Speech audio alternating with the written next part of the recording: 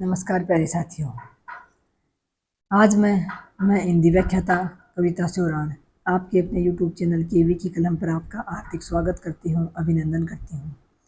देखिए साथियों, आज मैं थोड़ा सा अपने मुद्दे से यानी जो आमतौर पर मैं वीडियो बनाती हूँ यानी तैयारी से संबंधित या फिर मोटिवेशनल वीडियो, उससे अलग हटकर मैं आज थोड़ी सी बात आपसे करना चाहूँगी। हो सकता है आप मेरी बातों से सहमत हों भी और ना भी हों। तो मैं अपनी बात रखने के लिए जो है वो आज़ाद हूँ और आप अपना मत रखने के लिए आज़ाद हैं। तो अगर आप सहमत नहीं हैं तो भी कोई बात नहीं है। देखिए, मैं कुछ दिनों से आप लोग भी देखते हैं कि आचार्य प्रशांत जी का ज़िक्र अक्सर करती हूँ और उनके वीडियोज़ भी मैं शेयर करती हूँ अपने चैनल पर। आचार्य प्रशांत आज वैसे तो किसी परिचय के मोहताज नहीं हैं, लेकिन मैंने उनको कैसे सुनना शुरू किया और क्या थोड़ा बहुत कुछ मेरे जीवन में उनको लेकर बदला, वो मैं आज आपसे जो है वो शेयर करना चाहूँगी। और आपसे भी यही कहूँगी, अगर आप बेचैन हैं या तो आपके पास सब कुछ है, सब कुछ का मतलब तो मनुष्य की इच्छाएं कभी पूरी नहीं होती, लेकिन फिर भी जैसे आपके पास रोटी कपड़ा मकान नौकरी है परिवार है, फिर भी आप असंतुष्ट रहते हैं कहीं ना कहीं। या फिर जैसे कि कुछ बहनें हैं जो आर्थिक रूप से आत्मनिर्भर नहीं हैं, उनको शोषण का शिकार होना पड़ता है अपने परिवार में। या फिर कुछ बहनें ऐसी हैं जो विडो कैटेगरी में आती हैं या फिर कुछ तलाकशुदा कैटेगरी में आती हैं। तो ऐसी बहनों को ना ही तो मुझे पता है पीयर में कोई जगह होती है। एक शादीशुदा बेटी, चाहे वो विडो हो चाहे वो तलाकशुदा हो, माता पिता अपना फ़र्ज़ पूरा करते हैं एक प्रकार से जैसे तैसे करके उसकी शादी करके, बाकी बाद में कोई किसी का नहीं होता है। ये बात आपको तय करनी होगी। सिर्फ भावनाओं में बहकर हम यहाँ कुछ नहीं कर सकते। और हमारी भावनाएं हैं वो एक प्रकार से हमारे अंदर आंतरिक कोई रसायन मात्र है जो हम उसको भावना नाम दे देते हैं, उसको प्रेम नाम दे देते हैं, बाकी ऐसा कुछ है नहीं। अगर आपको स्पष्टता चाहिए या फिर अगर आपको अपनी चेतना को जागृत करना है, तो उन सभी साथियों से मेरा आग्रह रहेगा कि आप आचार्य प्रशांत जी से जुड़िए। वो गीता सत्र भी लेते हैं, उनका ऐप है।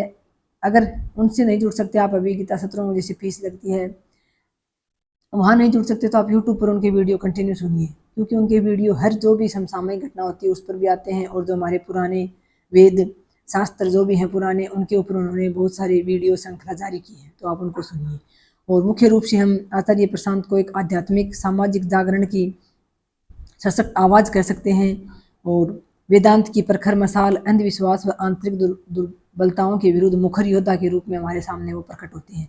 हमारे अंदर जो अंधविश्वास है या जो फिर हमारी आंतरिक दुर्बलता है जिसके चलते हम कुछ कर नहीं पाते हैं। पशु प्रेमी व शुद्ध शाकाहार के प्रचारक हैं, यानी जो पशुओं पर हम अत्याचार करते हैं, जो एक प्रकार से मांस की इतनी बड़ी जो उद्योग चल रहा है, व्यापार चल रहा है, वो भी तो जीव ही हैं, उसके ऊपर जो अत्याचार हो रहा है उस पर खास तौर से इनकी आवाज़ रहती है। पर्यावरण संरक्षक, एक सबसे बड़ी बात जो कहूँगी इस समय जो हमारे सामने सबसे बड़ी समस्या के सामने उभर रहा है, वो उभर रहा है हमारा बढ़ता हुआ तापमान पृथ्वी का। आप लोग भी देख सकते हो इस बार अन्य वर्षों से कितनी भयंकर गर्मी पड़ी है। तो उसका ये उसी का नतीजा है जो हमने हमारी माँ प्रकृति को नष्ट किया है, या फिर हमने उसके साथ जो उपभोग की एक सीमा होती है उसको हमने लांघ दिया है। तो पर्यावरण संरक्षक और युवाओं के पथ प्रदर्शक कह सकते हैं, मित्र कह सकते हैं, हम उनको गुरु कह सकते हैं, किसी भी तरह से उन्हें पुकारा जा सकता है। और जो है इनका जन्म उत्तर प्रदेश में हुआ था और बाद में इन्होंने जैसे IIT IIM जैसे संस्था जिनको हम अपना स्टेटस सिंबल बनाए घूमते हैं, जिनके लिए विद्यार्थी जान तक दे देते हैं, वो सारी परीक्षाएं जो एक बड़ी परीक्षाएं हैं वो सब इन्होंने पास की थी। और अपने विद्यार्थी जीवन में भी बहुत अच्छे रहे हैं ये। और उसके बाद इन्होंने जो है अद्वैत फाउंडेशन की स्थापना की, उसके माध्यम से ये आज महिलाओं को जागरूक करने के लिए और पर्यावरण के प्रति जागरूकता लाने के लिए काम कर रहे हैं, वहीं पशुओं के लिए भी काम कर रहे हैं। तो अद्वैत फाउंडेशन जो है इनका कई माध्यमों से, जैसे उनके हमारे सामने बहुत सारी पुस्तकें आती हैं। आप आचार्य प्रशांत की वेबसाइट है, उस पर जाके देखेंगे तो आपको बहुत 98 मात्र में भी दो बुक कॉम्बो बुक मिल जाती है, एक बुक 98 रुपये की। आप उनकी बुक लाकर पढ़ सकते हैं। उनकी बुक बहुत सारी हैं, जैसे कि स्त्री लाकर पढ़िए सबसे पहले तो, जो मेरी बहनें हैं, हालांकि भाई भी पढ़ सकते हैं स्त्री को, लेकिन महिलाएं पढ़ें। बहुत सारी पुस्तकें हैं उनकी, डर है, भावना है, मन है, यानी जो भी हमारी जो दुर्बलताएं हैं आंतरिक, जिनके कारण हमारे अंदर बेचैनी रहती है, उन सब का एक प्रकार से आपको अगर स्पष्टीकरण चाहिए, यानी अपने जीवन में आपको स्पष्टीकरण चाहिए, तो आप आचार्य प्रशांत जी से जुड़िए। मैं तो देखिए उनका 2025 में लगभग यूट्यूब पर मैं उनकी वीडियो सुनती थी, कई बार वीडियो सामने आ जाते थे। तो एक बार मैंने उनका एक वीडियो सुना था कि क्या जो दुर्घटनाएं होती हैं सड़क पर उनमें महिला ड्राइवरों की ज़्यादा भागीदारी होती है, यानी दुर्घटनाएं ज़्यादा तब होती हैं जब महिला ड्राइवर होती है सामने। उस पर इनका वीडियो सुना पहली बार तो इन्होंने इतनी स्पष्ट, इतनी बेबाक तरीके से वो बात बता रखी थी कि किस प्रकार से हमारे समाज का, हमारे जो भी परिवार हैं उनमें एक महिला के प्रति किस प्रकार की भावना है, किस प्रकार का नज़रिया है। तो देखिए उसके बाद मैंने एक दो बार वीडियो सुनती थी इनकी, फिर इनकी बुक मंगाई मैंने वेबसाइट से, और उसके बाद मुझे संस्था से कॉल आया और अभी मैं संस्था से जुड़ी हुई भी हूँ 70, हालांकि सुनती भी हूँ, पूरे तो नहीं सुन पाती हूँ लेकिन फिर भी सुनती हूँ। वहाँ पर गीता एग्जाम होते हैं वो भी देती हूँ। तो धीरे धीरे साथियों थोड़ी सी जो एक सब कुछ होने के बाद भी मेरे अंदर बेचैनी थी वो कम हुई है। अब मुझे सारा दिन, क्योंकि खाली दिमाग शैतान का घर होता है, अब मैं सारा दिन खाली बैठी नहीं रहती, स्कूल से आने के बाद पुस्तकें पढ़ती रहती हूँ, या फिर जो ऐप से जुड़े हैं वहाँ गीता कम्युनिटी है उस पर जो पोस्ट डालते रहते हैं, उस पर जो हर प्रकार की समसामयिक जानकारी हमें मिलती रहती है उसको मैं पढ़ लेती हूँ। यानी बहुत कुछ ऐसा लगता है कि हाँ धीरे धीरे जीवन में सार्थकता की ओर बढ़ रहे हैं। ऐसे ही मैं अपने बच्चों को भी प्रेरित करती हूँ, उनको भी मैंने बुक मंगवा कर दी है, विद्यार्थी जीवन और पढ़ाई, विद्यार्थी जीवन और मौज, इस प्रकार की उनकी पुस्तकें आती हैं। तो मैं बच्चों को भी यही कोशिश करती हूँ कि उनसे जोड़ूँ, क्योंकि एक स्पष्टता जो है उनको उनके साथ जुड़कर जो मिलती है वो वास्तव में बहुत अच्छी है।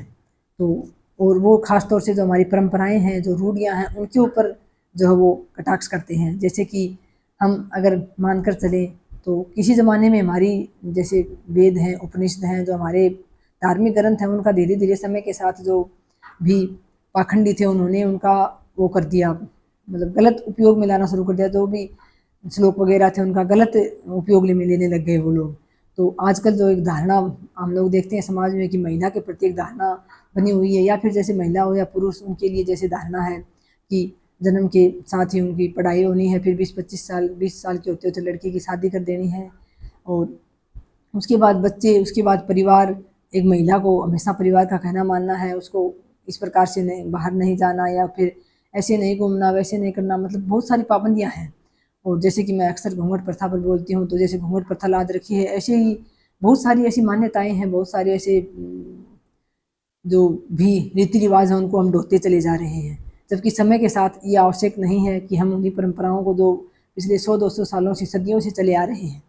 जैसे अब हमसे कोई पूछे कि हम व्रत रखते हैं, उपवास रखते हैं, क्यों रखते हैं, तो हमारे पास क्या सबूत है इस बात का कि हमारे व्रत रखने से हमारे पति की उम्र लंबी हो जाती है, या फिर जैसे मृत्यु के बाद हमें स्वर्ग प्राप्त होगा, ऐसा कोई सबूत नहीं है हमारे पास। लेकिन फिर भी पाखंड ने और जो हमारा जो लोक धर्म है उसने इतनी वो विडंबना फैला रखी है समाज में कि लोग, आप लोग देखते हो कि जो बाबा हैं जो एक प्रकार से कुछ ना कुछ शिक्षा देते हैं, उनके पास कितने सारे लोग जाए रहते हैं, कितने उनके पास प्रॉपर्टी होती है, कितना वो रईसी का जीवन जीते हैं, और लोगों को शिक्षा देते हैं कि मोह त्याग दो, ऐसे कर दो, वैसे कर दो, लेकिन खुद वो आप देखते हो कि कितने मोह में, यानी सिर्फ परिवार ना होना ही मोह को त्याग देना नहीं होता है। आप देखोगे वो महंगी से महंगी गाड़ियों में घूमते हैं।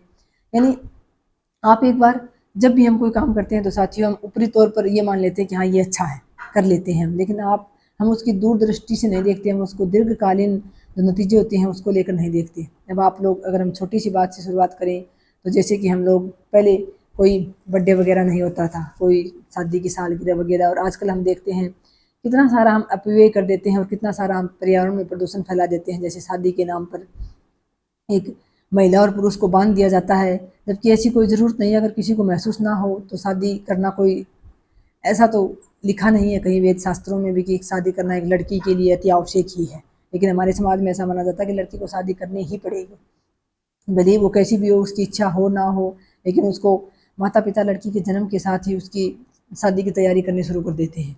भले ही उसकी पढ़ाई पर थोड़ा कम खर्च कर लेंगे, उसको बाहर नहीं जाने देंगे, पढ़ने के लिए बाहर नहीं भेजेंगे, लेकिन शादी करके एक अनजान व्यक्ति के साथ वो उसको कहीं भी भेज देंगे। उनको नहीं पता होता वो आदमी कैसा है, ना उस लड़की को पता होता है। आजकल तो फिर भी बहुत परिवर्तन तो हुआ है, लेकिन जो परिवर्तन हुआ उसको भी साथियों हम आकस्मिक तौर पर देखें तो वो एक आकर्षण ही होता है। भले ही वो प्रेम विवाह हो या फिर जैसे माता पिता की सहमति से विवाह होते हैं, तो उसमें भी लड़के और लड़की को 2-4 बार पहले मिलने का मौका मिल जाता है, बातचीत हो जाती है आपस में। तो इतनी सी बातचीत से हम किसी को जान नहीं सकते, वो बस एक आकर्षण होता है उस उम्र का। उस आकर्षण के पीछे पागल हुए और जो है आगे फिर शादी हो जाती है, बच्चे हो जाते हैं। और आप लोग देखते हो अभी भी हमारे समाज में बहुत ज़्यादा मात्रा में ये है कि लड़का नहीं है तो तब तक बच्चे पैदा करते ही रहो, लड़के तो होना ही चाहिए। जबकि ऐसी कोई भी बात नहीं है साथियों। अगर हम सोच कर देखें तो कहते हैं ना कि लड़का घर का चिराग होता है, या फिर लड़के से वंशवृद्धि होगी। तो वंशवृद्धि कितने की होगी साथियों, किसकी होगी? एक बार सोच के देखें हम।